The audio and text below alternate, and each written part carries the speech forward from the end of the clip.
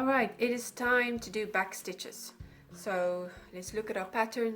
I'm just using this as an example.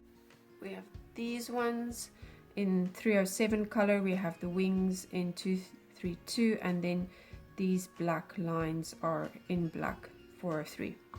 Now this is where we are. We've completed the highlighted part, and we are going to start over here and make one stitch, one back stitch. So over here, one back stitch. Back to our pattern. We're going to go from here to here.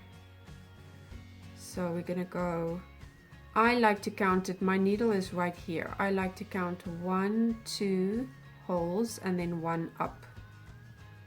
So if we look at it here, we have 1, 2, and then 1 up here. So that's where we're gonna come out. So from the back,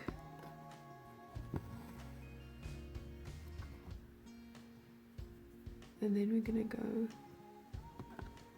in here.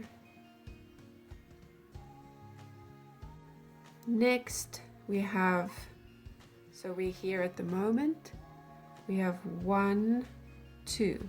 So you can choose here, you can make one individual one and another individual one, or you can make one that is 2 squares big. I'm gonna make one. I like the way that it looks. So what I do then is I come out here, and those were just across. They were just across, so 1, 2.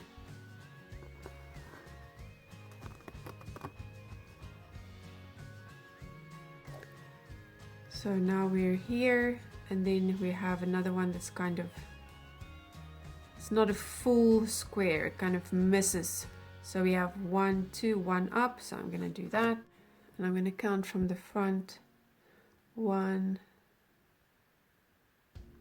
2, 1 up. So over here, that's where I'm gonna come out. I'm gonna go back in. So you just keep on doing it. You just keep on following. The wings are more complex. These, the beehive shape is a lot easier. You can just do one stitch that's that long, 2 stitches long,